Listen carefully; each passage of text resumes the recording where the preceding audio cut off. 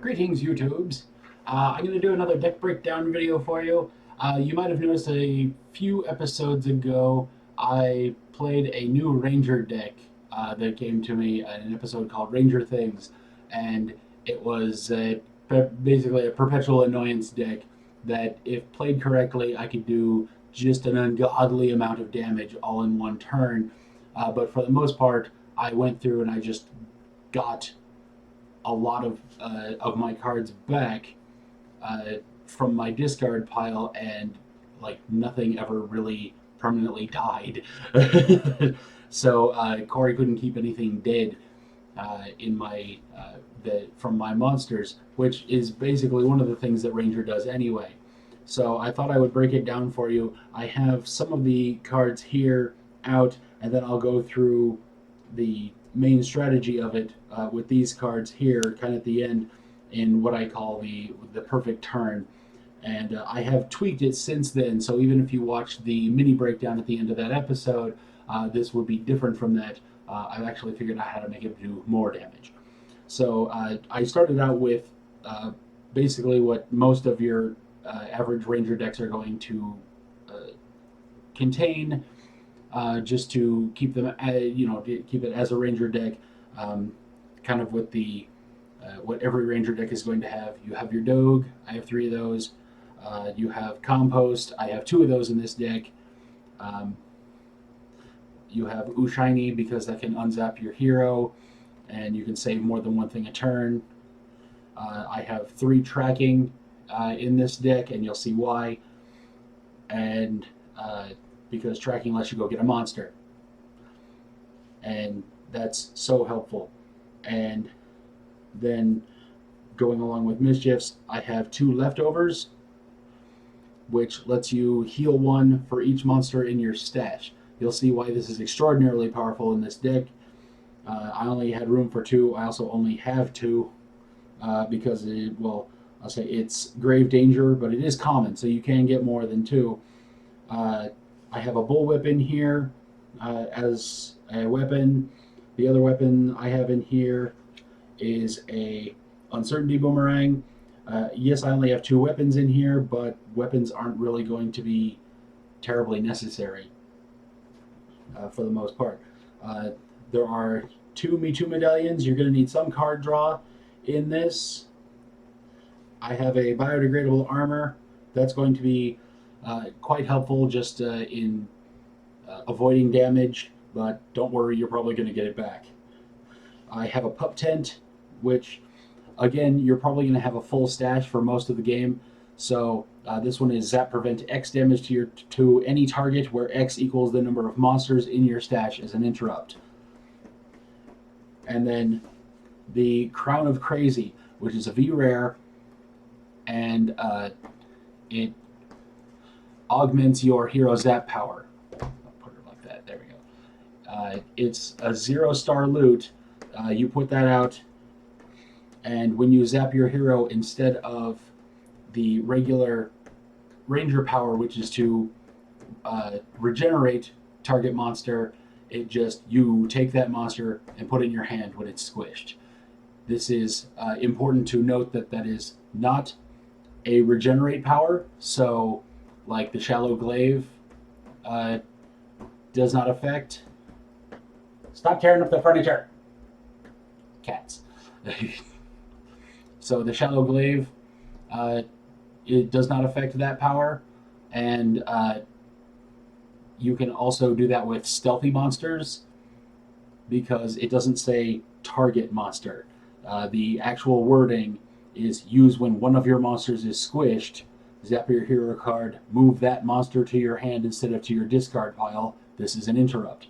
So it doesn't say target monster, which is a keyword. So stealthy says monsters cannot be targeted. This isn't a target power. You just move that to your hand. It's not a target power. So that is an extraordinarily powerful thing. It's kind of a linchpin in this deck. So if it gets squished, then you need to go get it back, and we'll go through that here in a minute too.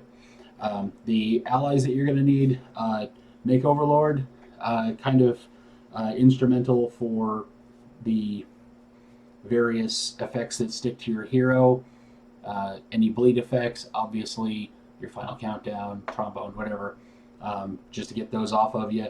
And if it gets killed, go get it back. And the conservationist are the other allies in here. It's basically like the cleric power or the infinitesimal gauntlet. Zap to prevent 1 damage to target hired monster. So this keeps your little monsters alive, the things with 1 life on them. That keeps them alive so they can make it to your stash to augment the other awesome things that you're going to do with it.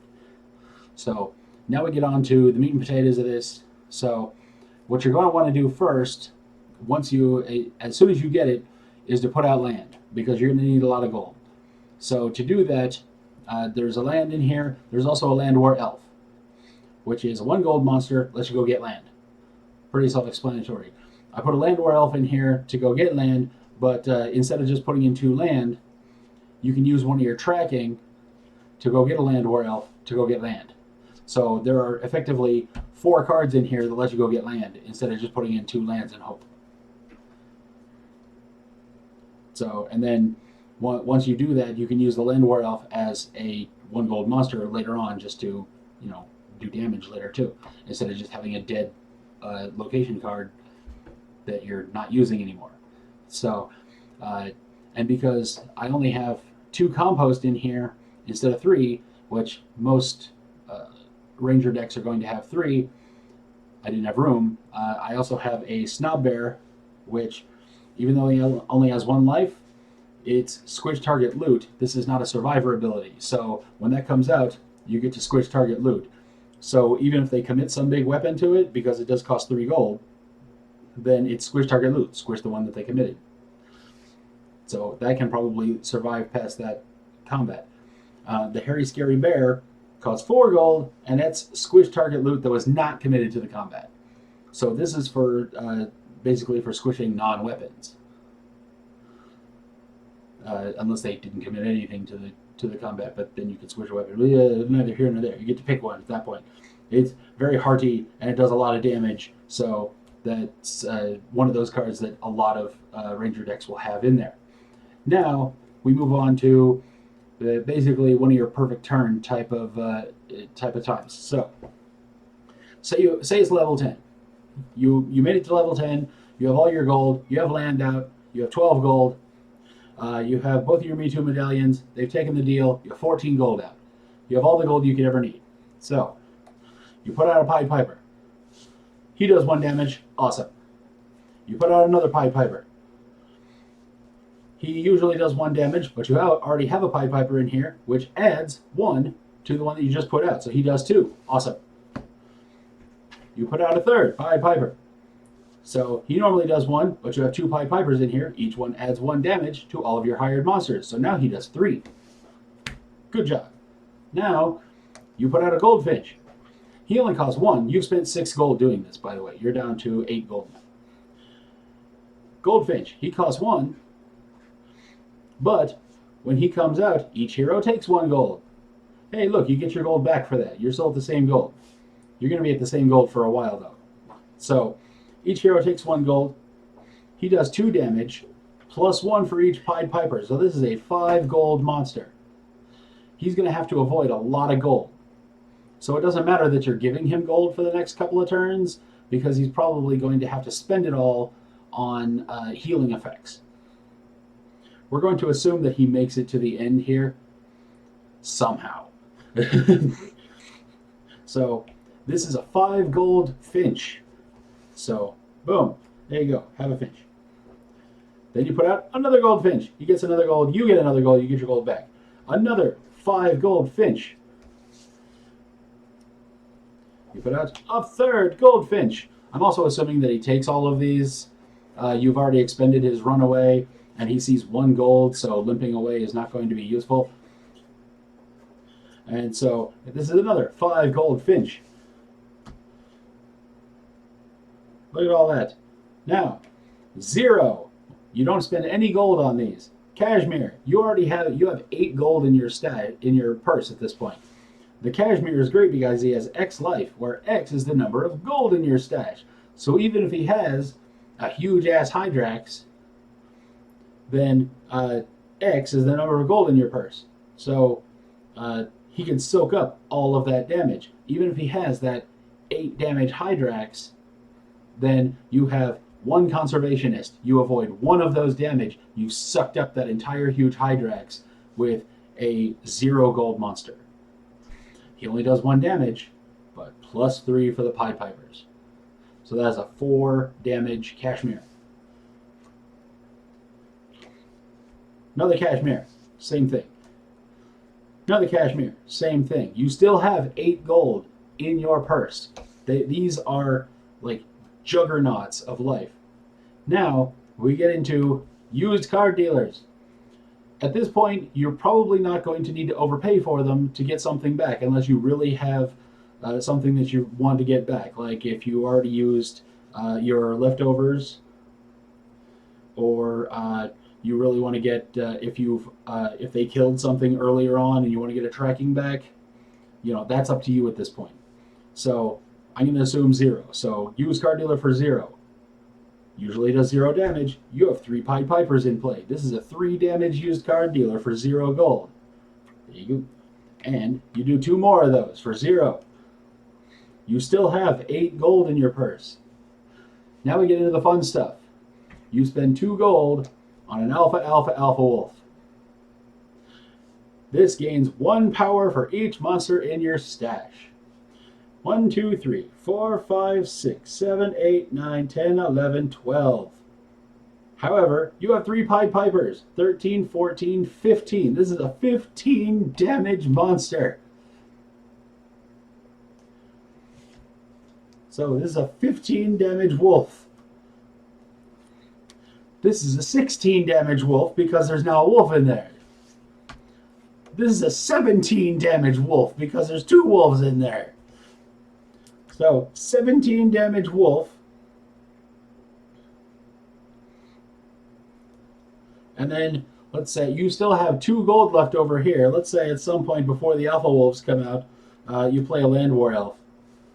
So this is 16, 17, 18 damage. That's 83 damage. All of that together is 83 damage. Or 84 with the Land War Elf. Pardon. 87. 86. 86. 87. 87 damage.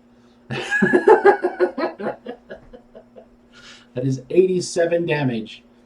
With this Land War Elf that usually does 1, does 4. Yeah, 87 damage.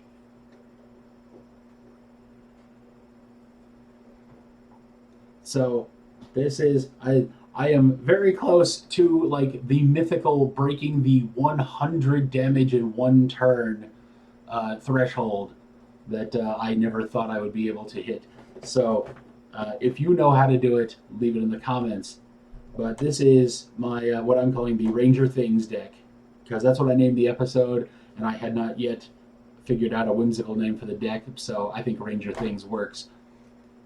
So I'm going to go with Ranger Things for now. But for 14 gold, and that's perfect turn that you have control over. If the other person also has land out, or possibly like if they put out the School of Badassery, then they sign their own death warrant way earlier. There's kittens everywhere. If they put the School of Badassery out, yes, it makes your guys more expensive, but it also gives them +2 damage. So your Pied Pipers come out, that adds another 1 damage to all of your 0 cost monsters, which are now 1. So that's a 6 for all of those. It becomes just redonkulously amazing. So if you can break the 100 damage barrier, tell me in the comments. And in the meanwhile, this is my Ranger Things deck. And tell me what you think. In the meanwhile, be sure to like, share, favorite, subscribe, pay it forward, send us money, be excellent to each other, and we'll see you next time.